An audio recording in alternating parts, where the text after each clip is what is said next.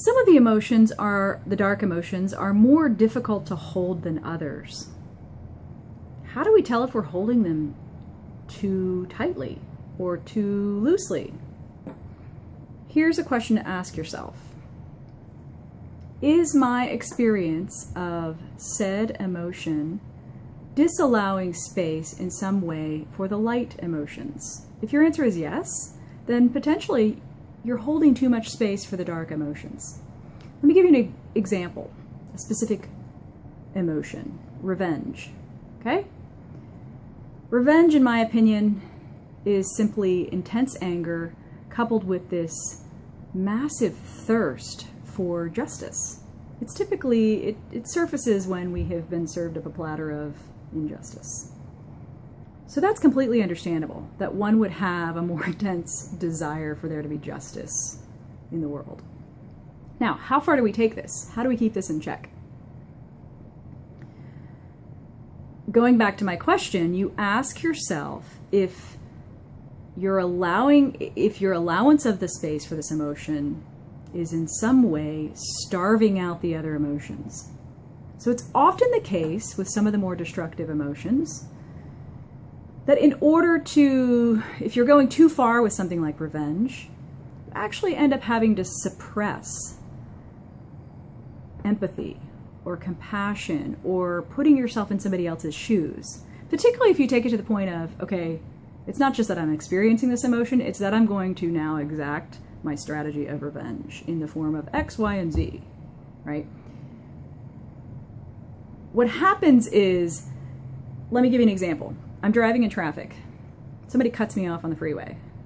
I'm intensely angered. Do I have a choice about the emotion of anger surfacing? Not really. No, it just comes up. I feel angry. What I have a choice about is how I respond to being cut off in traffic. How do I decide to ram my vehicle into the vehicle in front of me, and in so doing, exact my strategy of revenge?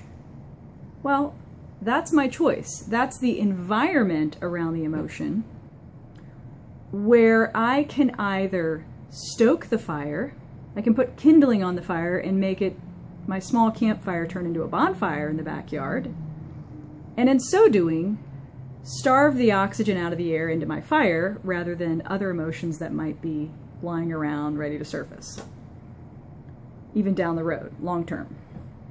So it might be over time that you start to put yourself in somebody else's shoes. You know, that person who cut me off on the freeway, she might have just heard news that her dad died.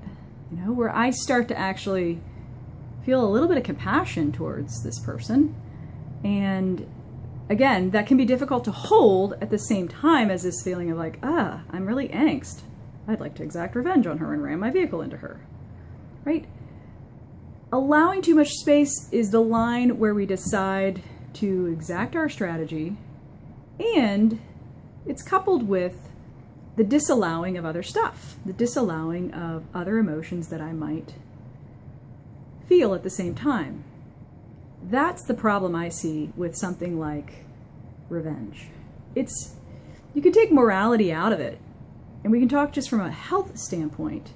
Are you pushing balance? Are your actions contributing to your experience of all the emotions? If the answer is yes, then that's probably a good trajectory to be moving in. If some way you're creating a whole lot of space for this strategy over here that you're going to exact your revenge with, and not a lot of space for the other emotions like compassion and empathy or kindness and understanding of this person in their specific space in life, then it's an imbalance. You're pushing towards imbalance, and that's not good for you and your own health.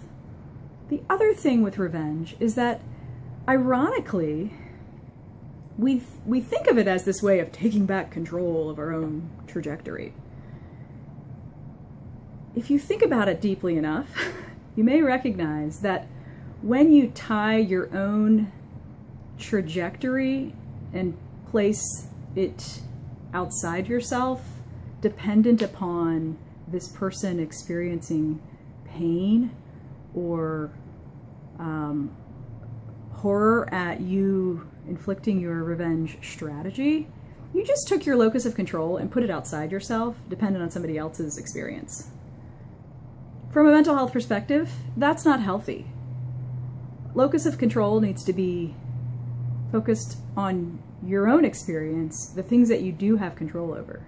So this is another problem I have with when we allow too much space. That's what happens. You push it outside yourself, your control, and at the same time, you create your own imbalance with your own emotional stew, if you were. So, in that sense, it's something to be careful with. Thanks for tuning in, and we'll continue talking more about these dark emotions.